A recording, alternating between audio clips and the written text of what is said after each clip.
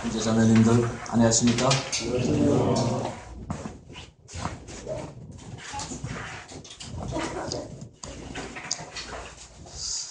날씨가 고르지 않은데 계속해서 집회를 위해서 기도해 주시고 또 이렇게 함께 해 주셔서 감사의 말씀을 드립니다. 오늘 저희들 아가서 지난 시간에 이어서 그 다음 부분을 저희들이 상고하고자 합니다.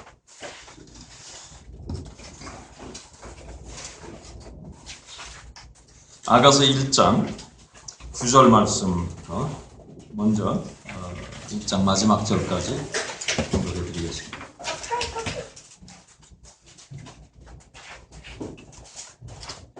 내 사랑아, 내가 너를 바로의 병거의 준마에 비하였구나. 내 두 뺨은 따은 머리털로 네 목은 붓을 꿰미고 아름답구나. 우리가 너를 위하여 금사슬 은을 박아 만들리라. 왕이 상에 앉았을 때 나의 나도 기름이 향기를 토하였구나. 나의 사랑하는 자는 내 품 가운데 모략 향랑이요, 나의 사랑하는 자는 내게 엔게디 포도원의 고베로와 송이로구나. 내 사랑아, 너는 어여쁘고 어여쁘다. 내 눈이 비둘기 같구나. 나의 사랑하는 자야, 너는 어여쁘고 화창하다. 우리의 침상은 푸르고 우리 집은 백향목 들보 잣나무 석가래로구나. 거기까지 살펴보겠습니다. 주님께서 읽은 말씀 복을 허락해 주시기 바랍니다. 지난 시간에 저희들은 이 술람미 여인이 이 왕의 침궁에서 교제하고 또 발견했던 사실들을 저희들이 살펴보았습니다. 오늘 이 부분에서 이제 왕과 술람미 여인 사이에 대단히 친밀한 서로 간의 대화, 교제를 집중적으로 조명해 주고 있습니다. 먼저 이제 신랑이 신부에 관한 여인에 관한 모습에 대해서 이야기하고 있습니다. 9절 말씀에 내 사랑아, 내가 너를 바로의 병거의 준마에 비하였구나. 이 솔로몬은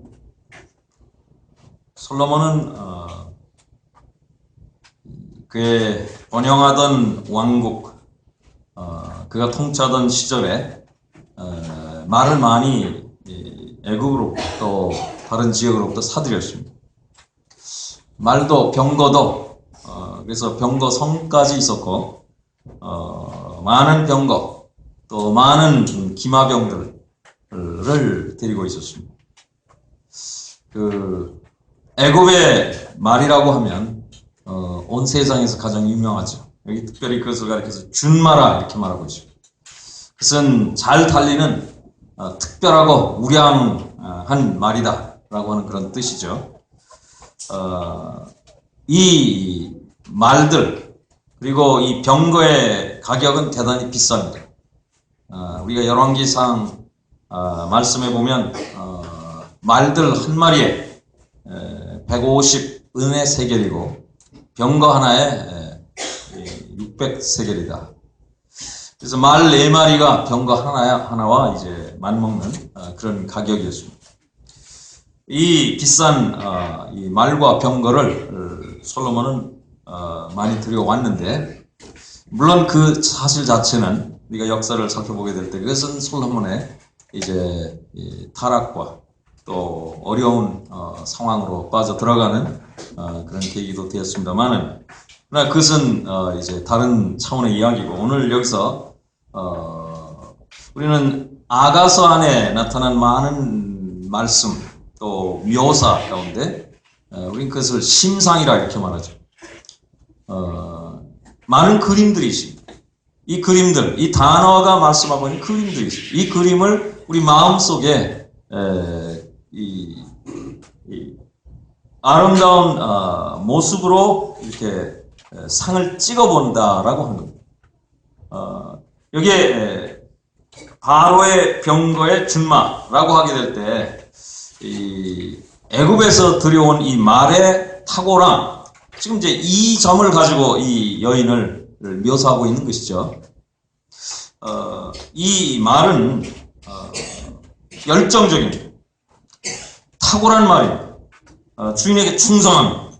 또 값이 이미 말씀드린 대단히 비쌉니다. 또 용감한 말입니다. 우아함, 에너지가 넘칩니다. 또 대단히 빨리 달립니다. 그 모습은 멋지고 또 위풍당당합니다. 믿을 수 있습니다. 그 다음에 그 말을 갖고 싶습니다. 이와 같은 모습, 이것이 애굽에서 들여온 말, 그 말에 관한 신상이다라는 말입니다. 그와 같은 점에서 이 신랑은 신부를 지금 묘사하고 있는 것이죠. 그렇게 탁월하다, 그렇게 이제 믿을만하다, 그렇게 위풍당당하다, 여성이지만요 용감합니다. 또 그런 점에 대해서 마음속으로 기뻐하는 것입니다. 값이 비슷하다라고 하는 말은 우리는 이것을 통해서 그리스도께서 우리를 구원하시고 우리를 보시게 될 때 그렇게 아름답게 보신다고 하는 것을 우리는 물론 이해할 수 있는데요. 우리 주님께서 우리를 얻기 위해서 얼마나 비싼 값을 치르셨습니까? 온 생애를 바치셨고 생명을 바치셔서 우리를 샀죠.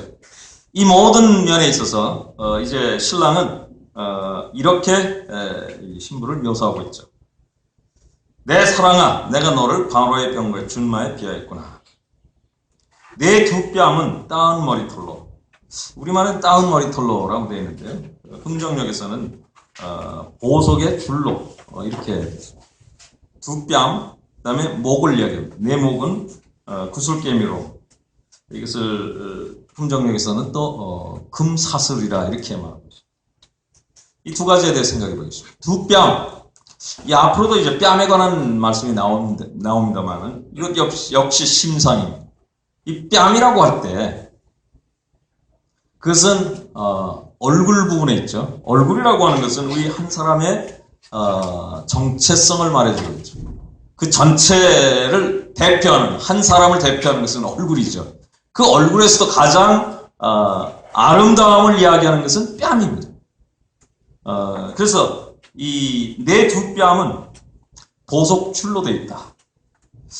한 사람의 얼굴, 대단히 중요한데요. 그 얼굴을 어떤 안색을 하고 있는가, 어떤 얼굴 표정을 하고 있는가, 이것을 지금 묘사하고 있습니다. 그것은 보석줄이라. 우리가 항상 성경에서 금, 하나님의 영광입니다. 은, 구속, 그리스도의 구속입니다. 그 다음에 보석, 그것은 성령님의 역사죠. 이 여인의 모습을 지금 묘사하게 될 때, 그 여인의 얼굴을 보면, 그리고 얼굴에서 그 아름다움을 묘사하는 것은 뺨이라고 말씀했는데, 그것은 성령님의 통제하에 있다. 우리가 만약 육적인 통제하에 있다면 얼굴 표정이요, 상당히 몰골이 비루하거나 아니면은 호전적이거나 아니면 그 얼굴 모습이 아름답지 못합니다. 때로는 마귀적입니다. 때로는 대단히 육적입니다. 그것이 아니고 성령의 인도를 받고 성령의 통제하에 있는 얼굴 표정, 이게 전혀 다른 것이죠. 우리 주님께서 우리를 보시게 될 때 글자 그대로 얼굴 표정을, 어떤 얼굴 표정을 주님께서는 원하실까? 우리가 성령에 충만하고 성령의 인도를 받게 될 때 우리의 표정 자체가 성령의 열매와 함께 가겠죠.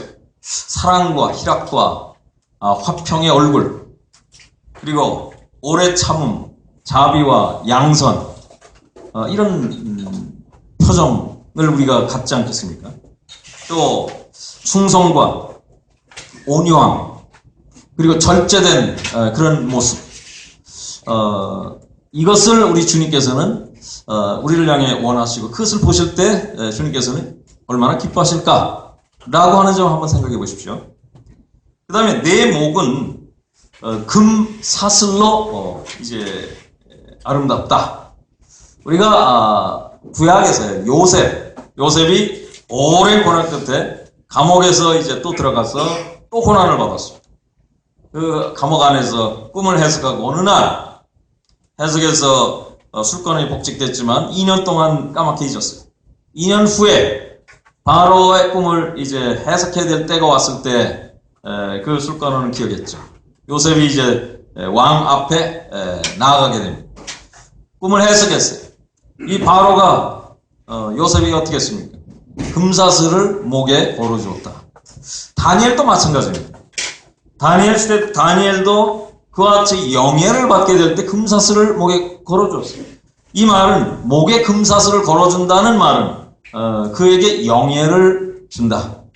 영광을 준다. 그의 위치를 높인다. 그런 말이죠. 우리는 전에 어떤 사람이었습니까? 여기 술라미 여인은 침궁에서 자기는 검다. 계달의 장막처럼 검다. 그걸 의식했죠. 그러나 솔로몬의 휘장같이 아름답다. 우리의 본성, 또 우리가 구원받고도 우리 속에 있는 옛사람, 육, 이것은 아름답지 못합니다. 우리의 과거는 하나님 보시기에 원수였고 하나님 앞에서 설 수도 없는 사람이었어요. 그런데 우리가 구원받고 나서 이제 아름다운 모습으로 비워냈습니다. 사실 이와 같은 아름다움을 신랑이 신부를 향해서 칭찬하지만 그 아름다움은 신랑이 신부에게 주신 것입니다. 그리스도께서 우리에게 주신 것입니다. 우리는 이 모든 아름다움이라고 하는 것은 우리로부터 나온 것은 아무것도 없어요. 하나님의 은혜, 그리스도의 놀라운 자비와 긍휼을 따라서 저희들에게 전폭적으로 주신 것입니다. 그래서 이 목은 금사슬로 아름답다라고 할 때 하나님께서 아드님을 통해서 우리를 구원하시고 우리를 아름답게 하시고 우리를 높이신 이런 모습을 보고요. 그리고 그분께서 또 그 아름다움을 감탄하신다. 이것은 얼마나 놀라운 은혜입니까?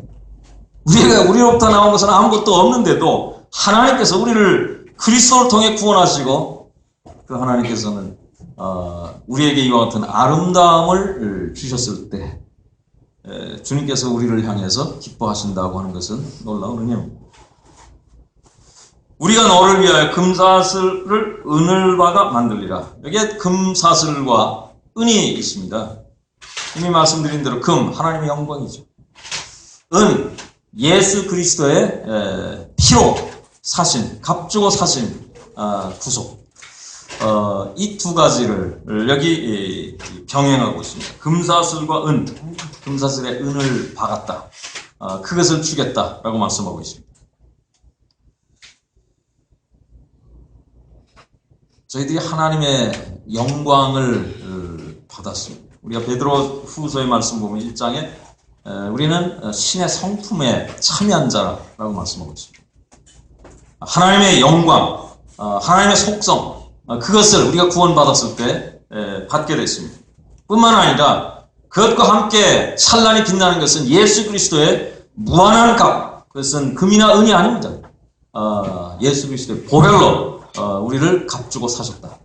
이렇게 비싼 것으로 우리를 사셔서 우리는 우리의 것이 아니고 이제 주님의 것입니다. 이 모든 것들은 신랑이 보시기에 대단히 아름다운 것이다. 그래서 이제 9절, 10절, 11절 말씀 석절에서 신랑은 신부의 아름다움을 감탄하면서 말씀하고 있습니다. 그런데 이제 그 다음에 12절 말씀에서요, 신부가 말씀합니다. 이것은 대화입니다. 한 편에서만 말씀하는 것이 아니고 한 편에서 말씀하시게 될 때 그것에 화답해서 답변합니다. 화답합니다. 그것을 또 받아서 또 이야기합니다. 이건 대화죠. 이건 쌍방에서의 언어의 조화입니다. 마음에 화합하는 것입니다. 서로 화답하는 것입니다. 오늘 저희들은 신랑과 신부의 대화를 저희들이 보게 되는데 이 대화, 우리는 이것을 보게 될 때 물론 그리스도와 우리 성도들 사이의 대화, 우리는 하나님의 말씀을 통해서 주님의 음성을 듣습니다. 우리는 또한 우리가 기도를 통해서 그분에게 말씀드립니다. 때로 우리는 하나님께 찬양과 예배를 드리고요. 예수님을 의지해서 그분을 주제로 해서 또한 그분에게 간구합니다. 중보합니다. 이런 모든 이야기들은 주님께 올려드리는 말씀입니다. 우리는 그분의 음성을 듣고 우리는 우리의 음성을 그분에게 들립니다. 이것은 대화죠. 이와 같은 것은 이제 이미 이 솔로몬과 슐라미 여인 사이에 이루어지고 있다라고 하는 것을 보는데 오늘 저희들이 상고할 부분에서는 이와 같은 대화가 계속 지속됩니다. 12절 말씀에서 왕이 상에 앉았을 때 나의 나도 기름이 형기를 구하였구나. 왕이 상에 앉았다. 이 상은 왕의 상입니다. 이제 왕이 두 번 나왔어요. 지난 시간에 저희들은 왕이 나를 친국으로 이끌어 들이시니 그 왕이 있었고요. 여기 이제 두 번째 왕의 상에 관한 말씀이 있습니다. 왕의 상. 우리 솔로몬의 상에 관해서 이 엄청난 풍부한 음식이 거기에 진열이 되어 있다라고 하는 것을 우리는 열왕기에서 보게 됩니다. 그게는 엄청난 양의 가는 가루와 굵은 가루와 또한 많은 종류의 고기들 그것이 진열이 되어 있습니다. 풍부한 그것에 상을 봤을 때 스바양은 그것에 와서 정신이 현황할 정도로 놀랐습니다. 그래서 이 왕의 상이라고 하는 것은 풍성한 상입니다. 그것은 예수 그리스도께서 저희들에게 공급하시는 풍성함, 그것을 말씀하고 있죠.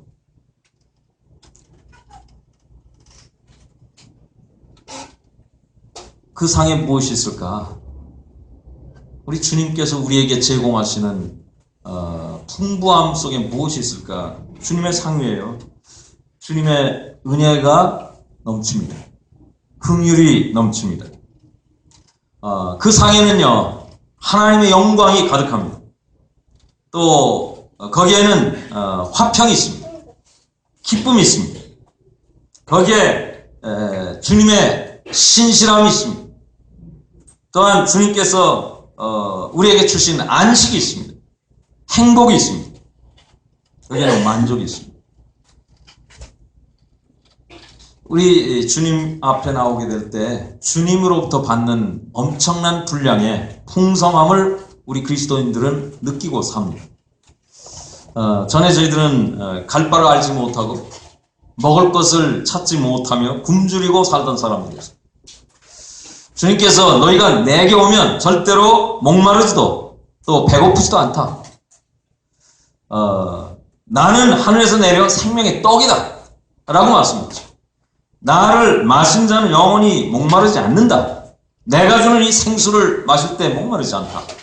우리 주님께서 주시는 것은요 이렇게 풍성한 것입니다. 영원한 것입니다. 다함이 없는 것입니다. 따라서 그분이 우리에게 제공하시는 상 위에 배설된 음식의 양이라고 하는 그것은 계산할 수 없는 엄청난 것이다. 그것을 우리는 주님으로부터 지속적으로 누리고 받고 즐기고 산다라고 하는 거죠. 여기 그래서 이제 왕의 상에 앉았을 때 이 상은 음식이 가득합니다. 뿐만 아니라 거기 왕의 임재가 있습니다. 왜? 왕이 거기 앉아 계시거든요. 거기에 이 슐라미 여인이 이제 앉아 있습니다. 왕의 임재라고 하는 것은 이 상이 그렇게 풍성하도록 해주는 근원입니다. 왕이 없으면 아무것도 가능하지 않죠. 왕의 임재는 그렇게 중요하고 그 왕께서는 그렇게 풍성합니다. 풍성하게 공급하신다. 우리가 이와 같은 공급을 받게 될 때 우리는 어떻게 하는가? 우리는 주님께 우리의 감사와 찬양을 드리는 거죠. 예배입니다.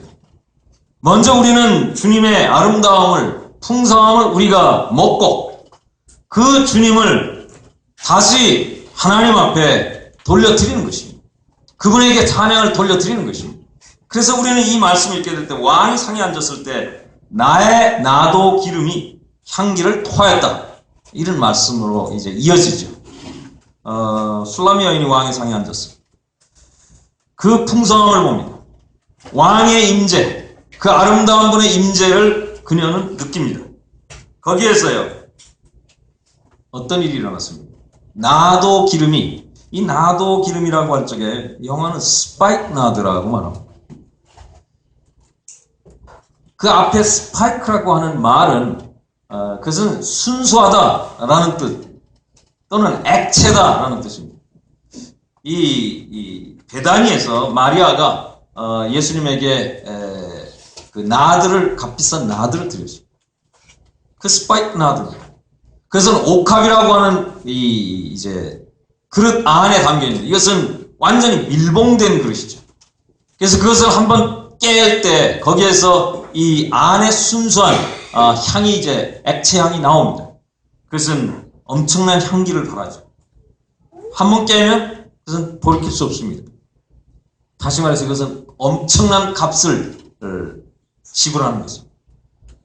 이 위대한 값을 통해서 아름다운 향기가 이제 드러나는데 그것은 예수님에게 예배로 드려졌어요. 유다는 물론 그 왜 이렇게 아깝게 그걸 쓰냐라고 하지만 우리는 예배를 드리게 될 때 전혀 아까운 것이 없습니다. 우리는 주님 앞에 드리게 될 때 가장 값비싼 것으로 가장 최고로 주님 앞에 드리는 거죠. 그것이 예배입니다. 여기에 나도 기름이 향기를 토합니다.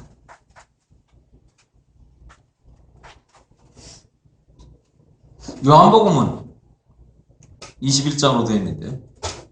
그 중에 다락방에서 우리 주님께서 다섯 장을 걸쳐서 주님의 다락방 사역에 관한 말씀이 기록이 되어 있습니다. 다른 복음서에 그리고 서신서에 우리 주님의 만찬에 관한 기록이 있는데 요한복음에는 만찬에 관한 기록이 없어요. 대신 베다니에 관한 이야기가 있습니다. 베다니에서 마리아가 우리 주님께 이제 옥합을 깨뜨려서 드린 예배가 기록이 되어 있습니다. 왜냐하면 다른 복음서, 공관 복음과 또 사도 바울이 고린도전서 11장에서 말씀한 이 모든 주의 만찬에 관한 이야기는 사도 요한이 요한 복음을 쓰게 될 때 그것은 상당히 1세기 거의 말이죠.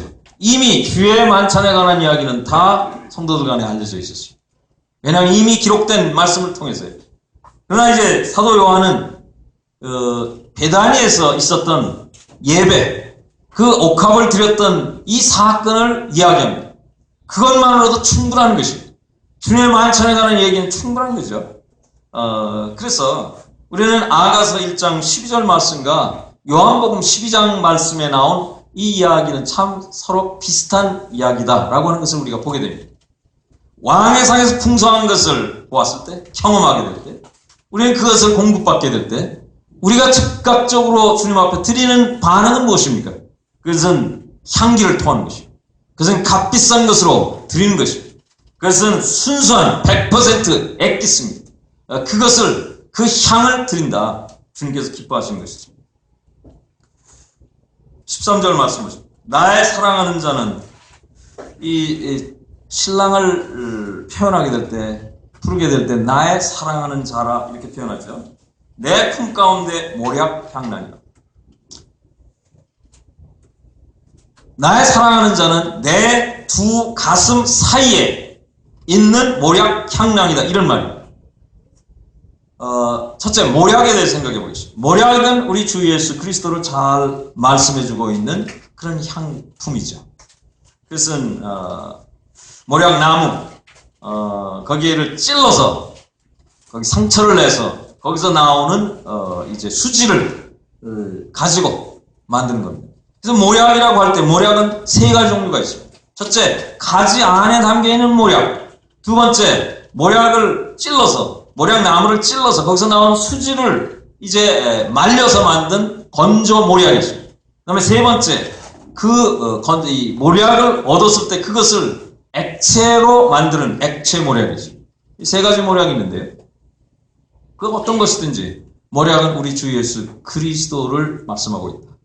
모략은 우리가 잘 아는 대로 맛은 쓰지만 그 향기는 너무나 향기롭다. 그래서 그것은 우리 주 예수 그리스도의 고난과 그 고난을 통해서 나타난 향기를 우리에게 너무나 잘 예로부터 말해주고 있다고 하는 것을 우리는 알고 있습니다. 첫째, 예수님은 모략이다. 왜 그런가? 그것은 너무나 값비싼 것이기 때문에.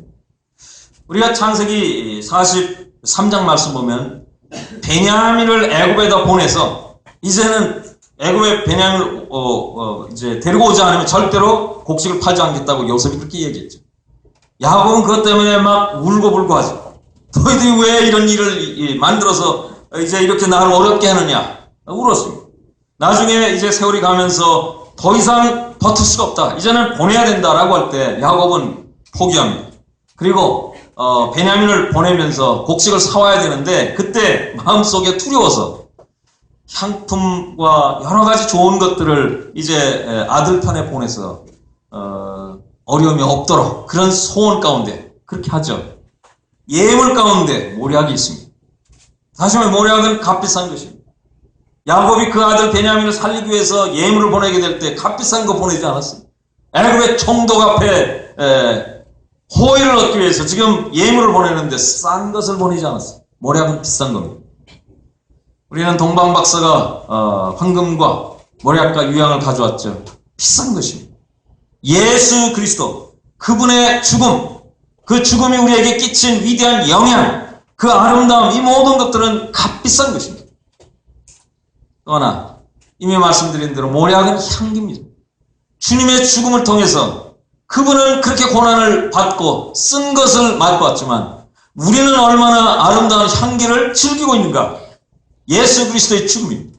그 죽음은 죽음으로 끝난 것이 아니라 장사 후에 부활 그리고 승천과 승격입니다. 보좌 우편에 높은 곳의 위엄에 우편에 앉아 계신 분이십니다. 그분께서 우리를 위해서 중지하십니다. 우리를 위해서 지금도 사역하십니다. 미래도 사역하실 것입니다. 그 위대한 영광을 그분께서 가지고 오실 것입니다. 이 모든 것들은 그분의 죽음, 쓰디 쓴 죽음을 통해서 우리에게 그렇게 아름다운 향기를 영원히 흩날리는 그런 주님을 우리가 생각할 수 있죠. 또 모략은 보존하는 힘이 있습니다. 이것은 우리 주님입니다. 우리 니고데모와 또 아리마디 요셉이 예수님 십자가 돌아가시고 이제 죽으셨을 때 빌라도에 가서 시체를 달라고 하고 장사하죠. 그때 그는 모략과 침향 100근을 가지고 찾아옵니다. 우리 다른 제자들이 너무나 가난해서요. 예수님 장사할 만한 그런 여력도 없고 두려워서 그 빌라도 앞에 갈 수도 없었어요. 그러나 하나님께서요. 우리 주님께서는 그 제자들 중에 이와 같은 또 유력한 사람들을 또 데리고 있었어요. 그들은 감히 빌라도의 앞에 가서 그리고 그냥 가는 것이 아니라 100근의 향을 가지고 갔습니다. 이 향은 보존하는 것입니다. 시체를 보존하는 것이죠. 우리 주님은 우리를 보존합니다. 우리를 보존합니다. 몰약은 항균작용이 있습니다. 그래서 고래로요. 사람들이 무슨 패스트가 돈다. 그럴 때 모략을요. 주머니에다 담아가지고 목에다 걸고 다녔습니다. 보존하는 힘이 있다라고 합니다. 우리가 주님과 가까이 할 때 세상의 물질주의라든지 세상의 여러 가지 악한 것들로부터 우리가 보호가 되는 것입니다. 보존이 되는 것입니다. 또한 이 모략은 에스더의 케이스에서 볼 때 많은 처녀들이 아수르의 왕에게 갈 때 그냥 가지 않았습니다. 그들은요 오랜 기간을 통해서 향품을 가지고 모략을 포함해서 많은 향품을 가지고 자기들을 단장하고 난 후에야 그리고 그 모든 것을 검사를 맡고 난 후에야 그리고 난 다음에 왕 앞에 아련할 수 있었어요. 그래서 우리는 이 모든 모습을 보게 될 이것은 모두가 다 우리 주님의 아름다운 모습이다. 우리 주님은 고귀합니다. 향기를 냅니다. 보존하는 힘이 있습니다. 또 우리를 아름답게 합니다. 우리 주님과 가까이 하면요. 우리는 아름다워집니다. 그런데 여기서 이제 모략 향락이라고 말하는데 우리 주님은요. 우리 주님 모략인데요. 이 술람미 여인에게 이 신랑 솔로몬은 모략 향랑이라 이렇게 말했어요. 우리에게 그리스도는 모략 향랑입니다. 왜 모략 향랑인가? 모략과 모략 향랑은 다르죠.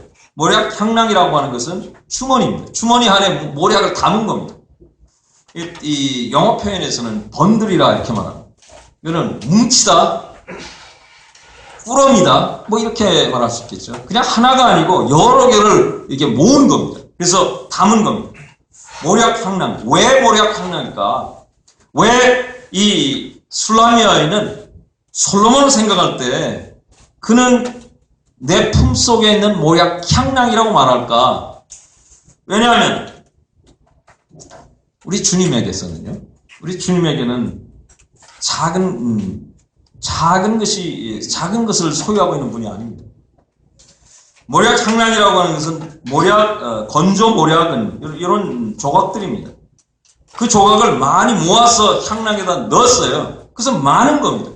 우리 주님을 살펴보게 될 때 우리 주님 안에 엄청난 많은 분량의 지식이 있습니다. 우리가 알아야 될 지식이 있습니다. 우리 주님은 그 이름만 봐도 그 이름이 셀 수 없는 많은 이름이 있습니다. 우리 주님의 속성과 또한 우리 주님의 모습을 보게 될 때 성경은 엄청난 분량의 우리 주님의 모습을 우리에게 말씀해 주고 있어요. 그분의 권위와 그분의 다양한 이름과 그분의 다양한 속성과 그분의 다양한 사역과 이 모든 것을 생각하게 될 때 이 모략은요, 그냥 하나 두 개가 아니고 향랑에다가 많이 넣어야 된다라고 합니다. 왜? 우리 주님께서 그런 분이시기 때문에. 우리 주님은 분량이 많은 분만이 아니라 그분은 다양한 분이다.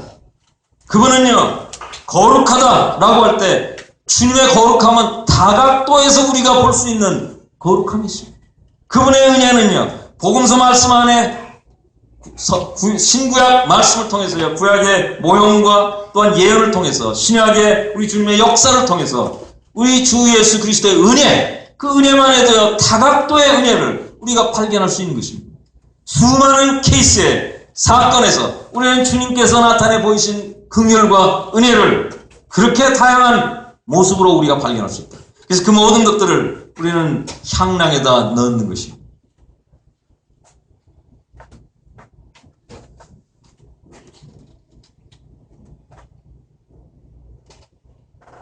모략을 향랑에다 담습니다.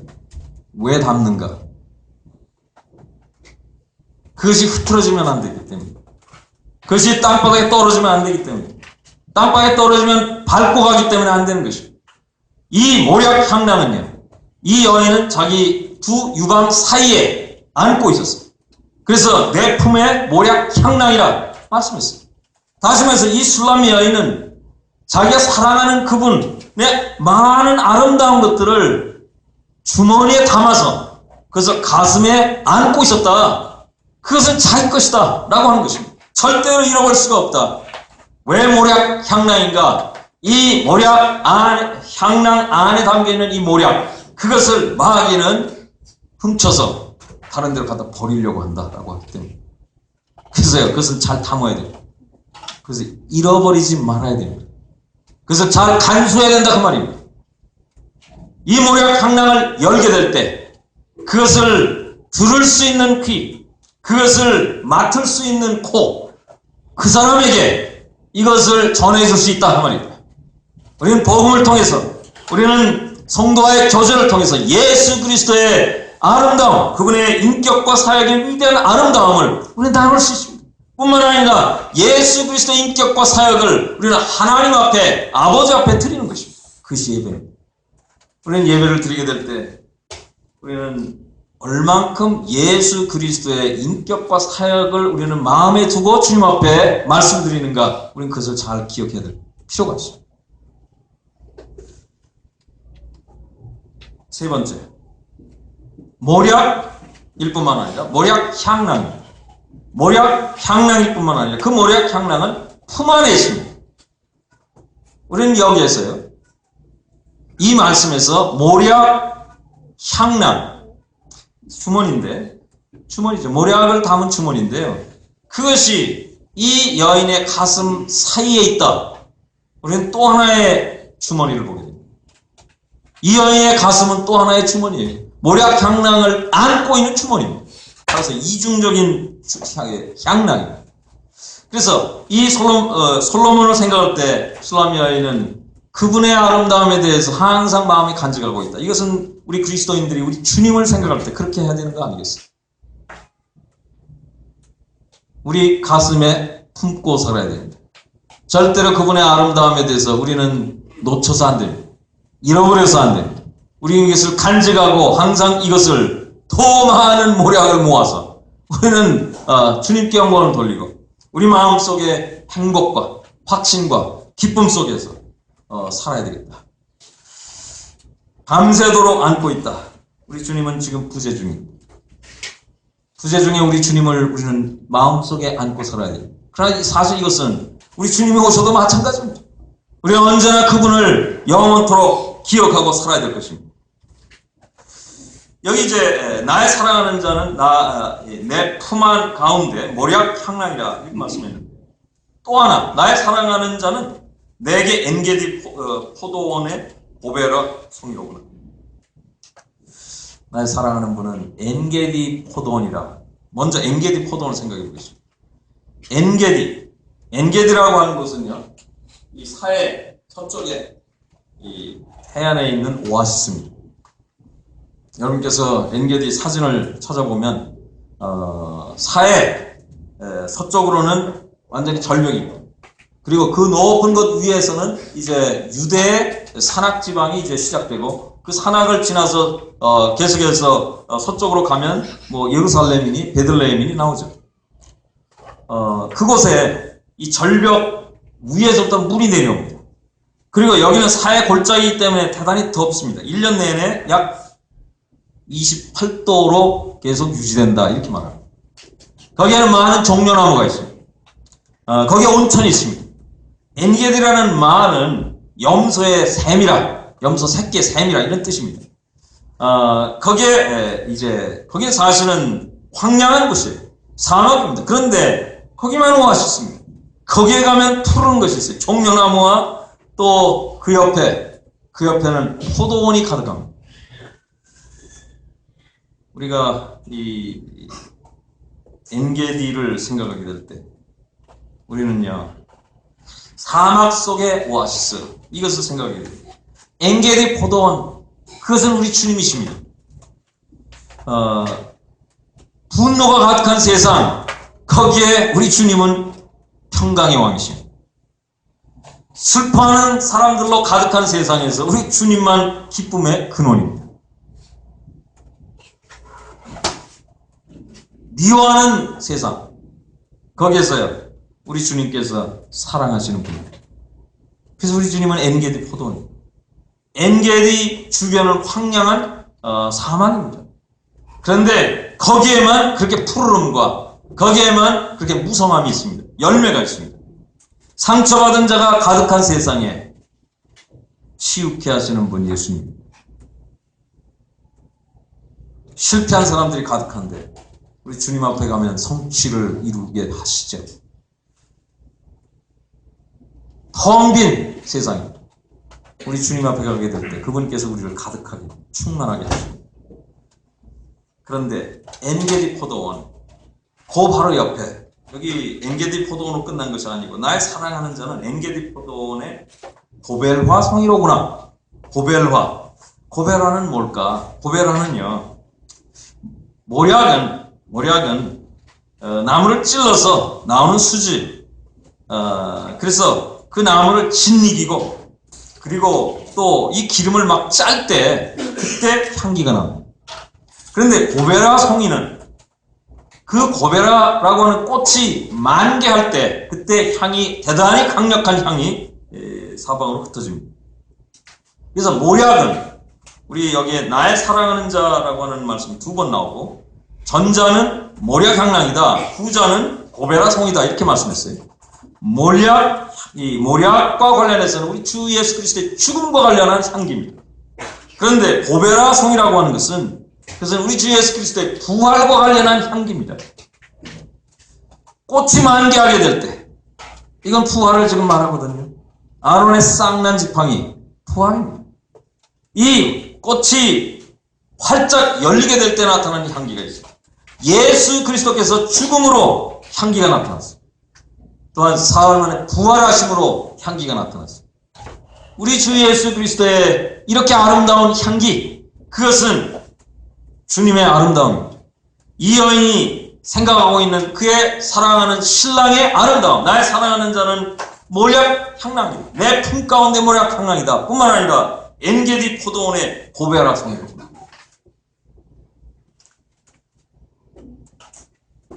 고베라는요, 여인들이 장식하고 집에다가도 이 꽃을 가지고 장식하고 그랬어요. 고베라라고 하는 말의 뜻은, 그것은 생명의 값이다, 또는 속전의 값이다, 이런 말이에요. 우리를 위해 죽으신 분께서요, 살아나셨어요. 이분께서 치르신 값이 얼마나 큰가. 그 죽음을 통해서 부활이십니다. 이게 이 황량한 사막으로부터요, 광야로부터 부활의 동산으로 변하게 해주는 것입니다. 고베라 성이. 우리 주님은 죽음을 통해서 또한 부활을 통해서 얼마나 아름다움을 온 세상에 나타내는가. 그 아름다움은 내게도 전해졌다. 나도 그 냄새를 맡았다. 그래서 나는 그분을 사랑한다 라고 하는 거죠. 15절 말씀 보겠습니다. 이제 신랑이 말합니다. 내 사랑아, 너는 어여쁘고 어여쁘다. 내 눈이 비둘기 같구나. 이게 이제 신랑이요, 처음으로 그 신부를 가리켜서 비둘기라 이렇게 말합니다. 여러분, 비둘기 제일 첫 번째 나오는 것은 창세기 8장에 이 노아 홍수가 끝나면서 이제 새들을 내보내죠.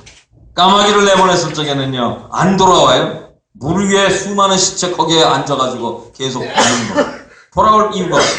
그러나 비둘기를 보냈을 때 비둘기는 앉을 자리가 없어요. 돌아옵니다. 그리고 감람 잎사귀를 물고 오죠. 성서의 마지막으로 기록된 비둘기, 예수 그리스도께서 요단강에서 침례받으실 때 하늘문이 열리고요, 하늘에서 성령이 비둘기같이 강림하셨다. 이 두 가지 케이스를 놓고 볼 때 이 비둘기와는 언제나 성령과 관련이 되어 있습니다. 감람 잎사귀, 그리고 성령이 강림하신 것. 이 비둘기, 여러분께서 이 비둘기, 이 집 비둘기가 아니고요, 여기 산 비둘기입니다. 저쪽에 있습니다만 여기 가까워서 이 비둘기.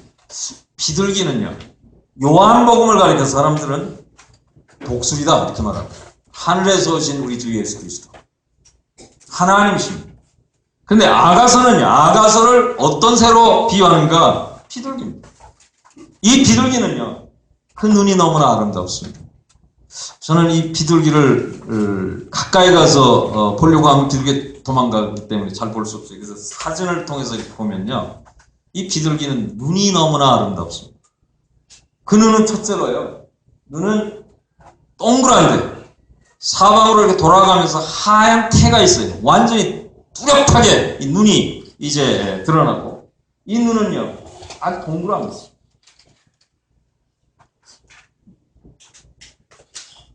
그런데 중요한 것은 보통 눈은요, 여러분 실신한 사람의 눈은 어떻습니까? 흰자가 거의 대부분이죠. 만약에 눈에 흰자가 많다면 좀 이상하게 보여요. 근데 이 비둘기는 100%가 까만 자입니다. 눈동자. 그것이 아름다운 것입니다. 이 비둘기의 눈은 여러 가지를 우리에게 말씀해주고 있다. 부드러운 눈입니다. 첫째, 이 눈을 가만히 보면요, 여러분 한번 보세요. 비둘기 사진 보세요. 그리고 가만히 들여다보세요. 그 눈은 너무나 부드럽습니다. 순진합니다. 그 다음에 단순합니다. 눈이요, 진실하다. 그 눈은요, 순결하고요, 그 눈은 겸손합니다. 이것 때문에, 이 눈 때문에 이 신랑은 매료가 되어 있다. 이거 사실하면 주님이 우리를 향해서 뭘 기대하실까? 비둘기 눈 같은 그런 눈. 이 눈은 가장 중요한 것은 하나만 본다. 목표만, 상대자만 본다라는 말이에요. 우리가 주님만 바라보는 그런 눈, 이거 주님께서 원하시는 거죠. 다른데 두리번거리는 게 아니고 주님만 바라보는 눈. 이 눈은, 그런 눈은요, 부드럽고 순진하고 진실하고 단순하고 겸손하고 그리고 순결하다. 그래서 신랑은 거기에 매료가 돼 있다. 그래서 이 신랑은 내 사랑아, 우리말에는 보라라는 말이 빠져 있어요. 보라, 너는 어여쁘고 보라, 너는 허엽보다, 이렇게 돼 있습니다. 내 눈이 비둘기 같구나. 이 비둘기는요, 아가서를 비둘기라고 말하는 이유는 아가서 전장을 통해서 비둘기가 여러 번 반복해 나옵니다. 왜냐하면 신랑의 마음속에 이 비둘기가 있습니다. 우리는 이와 같은 비둘기같이 그런 모습으로 주님 앞에 나타내야 되겠다라고 하는 것을 아가서가 우리에게 강력히 말씀해주고 있는 내용이라 이렇게 생각합니다. 6절 말씀 보겠습니다. 나의 사랑하는 자야, 너는 어여쁘고 화창하다. 이게 세 번째 나의 사랑하는 자, 신부가 신랑을 향해서 이제 이야기하죠. 계속 대화입니다. 서로 주고받고 하는 이야기예요. 너는 어여쁘고 화창하다. 이게 화창하다라는 말은요, 이런 말이에요. 쾌적하다라는 말이에요. 우리 주님께서 이 땅에 오셨을 때 요단강에서, 그리고 또 변화산상에서 하나님께서 말씀하십니다. 이는 내 사랑하는 아들이요 내 기뻐하는 자다, 이렇게 말씀했어요. 내 기뻐하는 자라는 말은 나에게 화창한 자다라는 말이에요. 나에게 쾌적함을 안겨주는 자다. 우리 주님께서는요, 이 땅에 사시면서 하나님의 뜻 행하는 것이 주님의 음식이었어요. 그래서 주님께서는 언제나 목표가, 또 삶의 모든 것이 하나님 아버지께서 기뻐하신 겁니다. 그 일을 통해